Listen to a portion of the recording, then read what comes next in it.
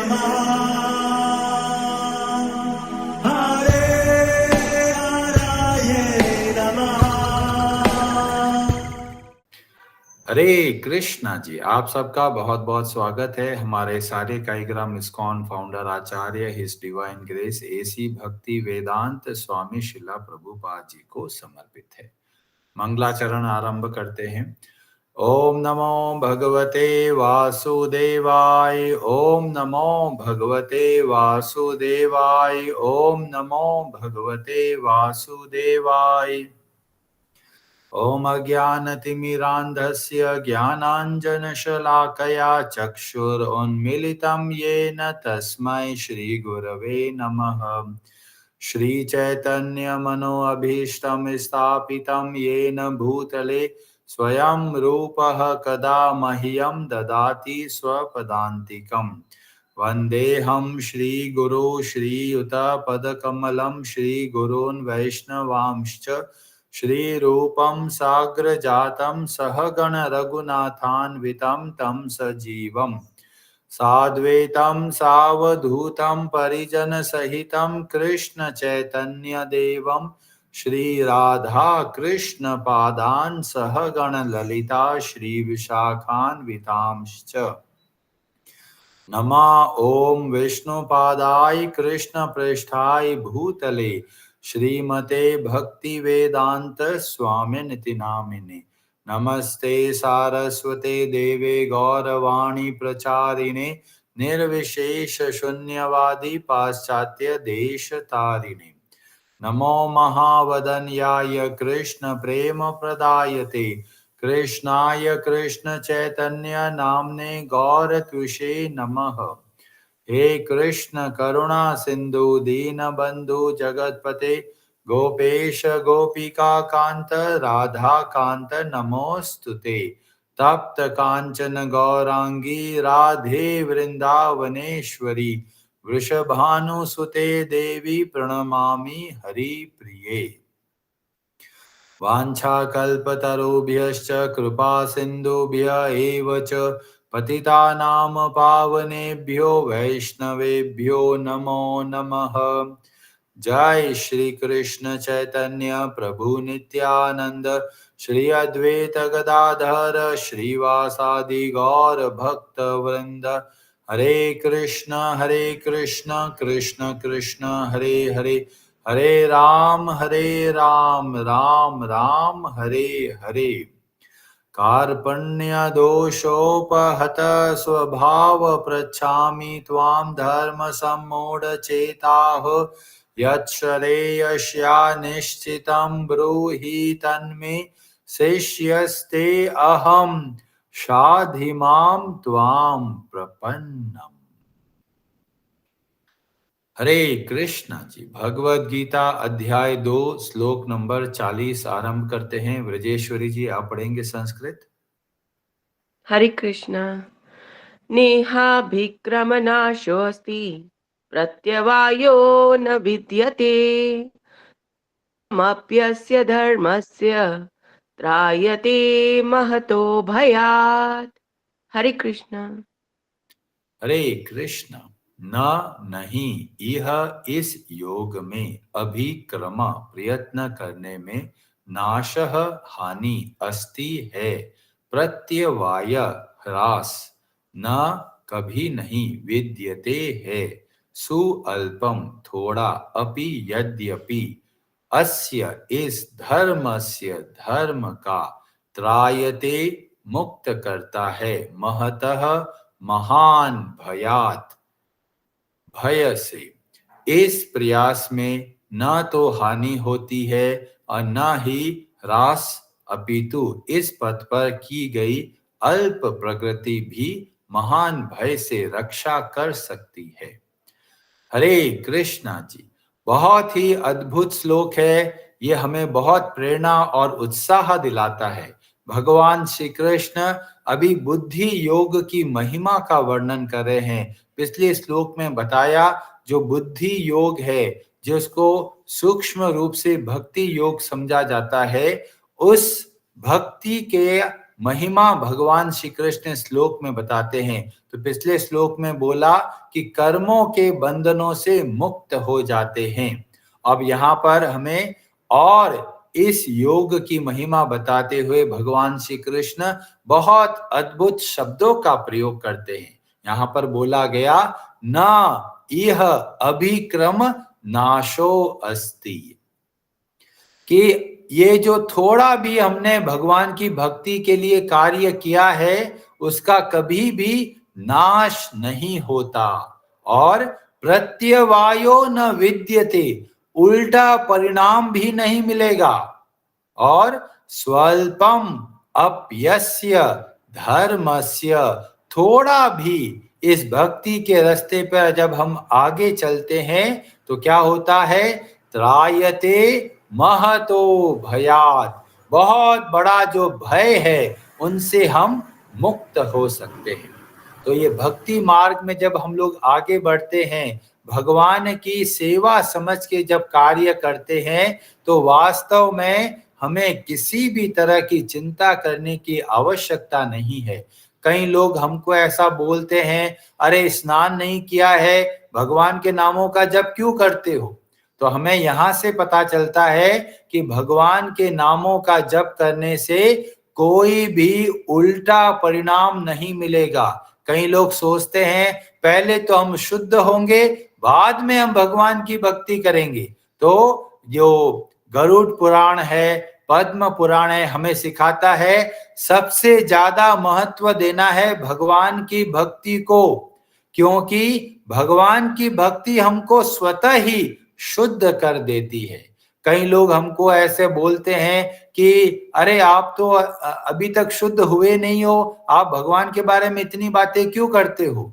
पर वास्तव में हमें बताया गया कि भगवान की भक्ति का आरंभ कहीं भी कर सकते हैं। अगर अभी पूरी तरह मन शुद्ध नहीं हुआ है तो भी आप भक्ति भी अच्छे से कर सकते हैं, भक्ति का प्रचार भी कर सकते हैं। क्यों?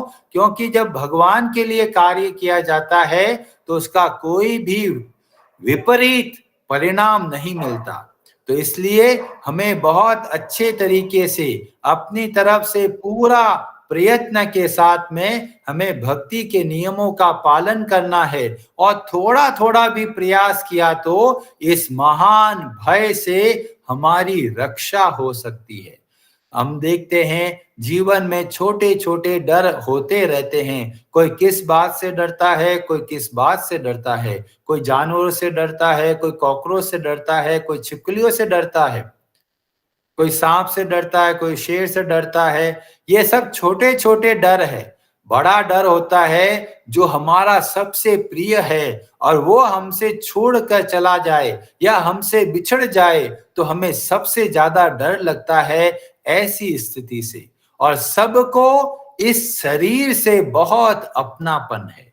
जब ये शरीर हमसे छूट जाता है या ये शरीर हमको छोड़ना पड़ता है तो हमको बहुत डर लगता है।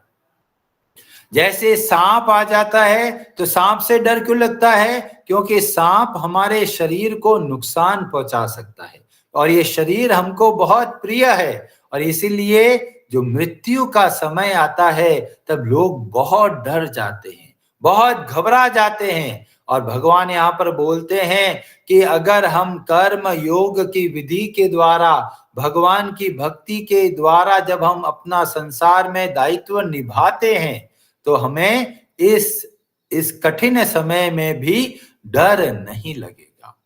ये इतना अद्भुत और इतना सरल कार्य है जो भगवान श्री कृष्ण बहुत कृपा करके हमको समझाते हैं, और इसीलिए हमें अच्छे से प्रयास करना है कि भक्ति के जो भी नियम है उसको पालन करना है।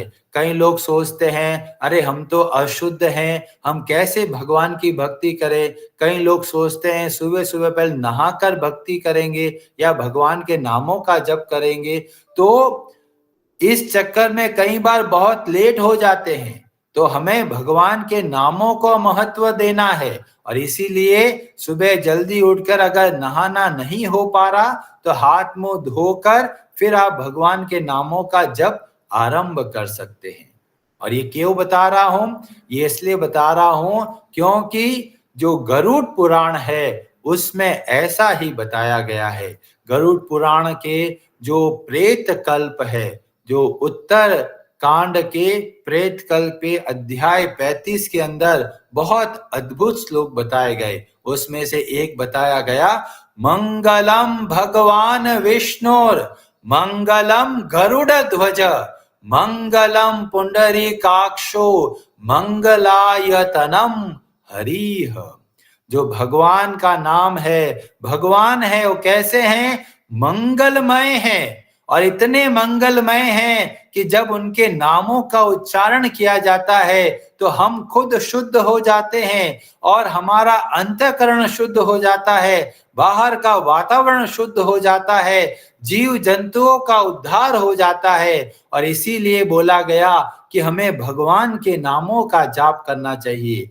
गरुड़ पुराण में आगे बताया गया, गरुड़ पुराण को जब हम पढ़ते हैं तो वहां पर सूतक का वर्णन मिलता है, अशोच काल का वर्णन मिलता है कि परिवार में मृत्यु हो जाती है तो घर अशुद्ध हो जाता है, या कोई बालक का जन्म होता है तो अशुद्ध हो जाते हैं। तो बहुत विस्तार से गरुड़ पुराण में बताया गया, पर अंत के अंदर एक अद्भुत बात बताई गई। और क्या बताया गया? वहां पर बोला गया, अपवित्रः पवित्रो वा सर्व अवस्था गतोपि वा। चाहे कोई शुद्ध हो, चाहे कोई अशुद्ध हो, चाहे कोई भी अवस्था का हो, यह स्मरेत पुंडरीकाक्षम। जब हम भगवान का स्मरण करते हैं, भगवान के नामों का जप करते हैं तो क्या होता है? तो बोला गया, स बाह्य अभ्यंतरः शुचिः। जो बाहर से भी शुद्ध हो जाता है और अंदर से भी शुद्ध हो जाता है। और इसीलिए हमें भगवान के नामों का जप के अंदर विलंब नहीं करना है।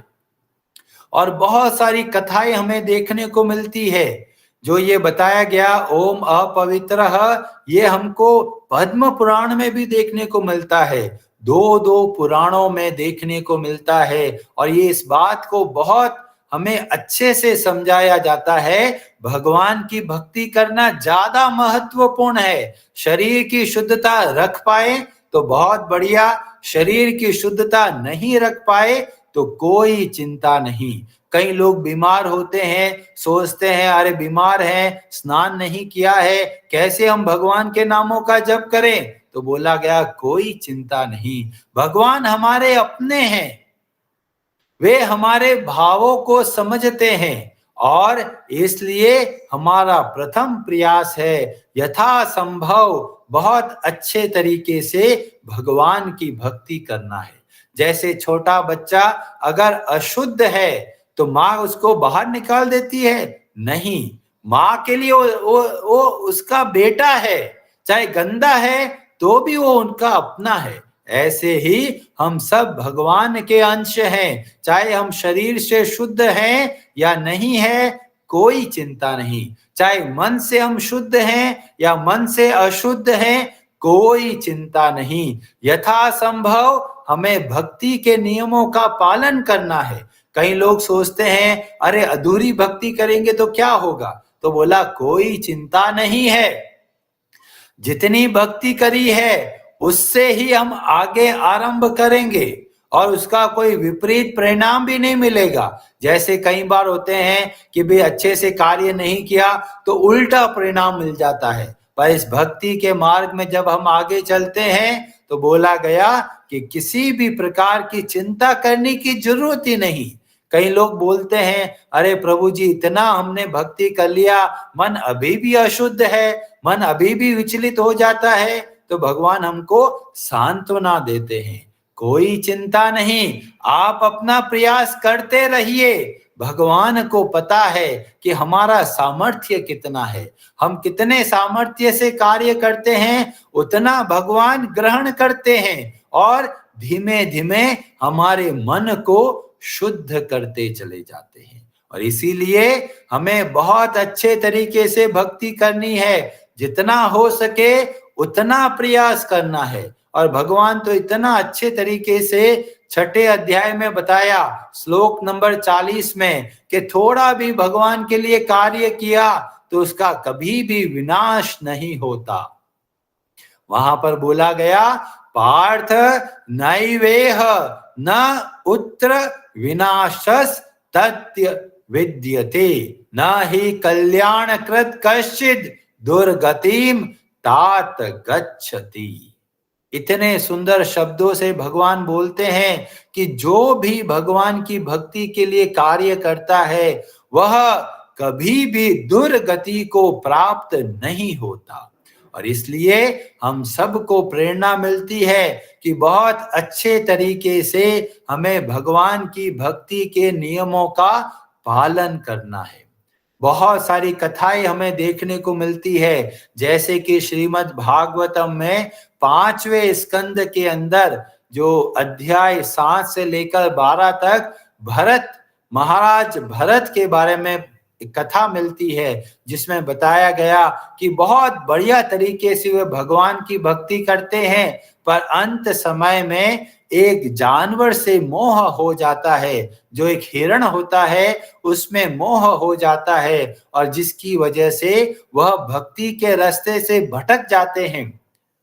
अगला जन्म उनको एक हिरण का शरीर मिलता है और उनको बहुत पश्चाताप होता है कि इतना महत्वपूर्ण मनुष्य का शरीर प्राप्त करके अब मुझे एक पशु के शरीर में जाना पड़ा।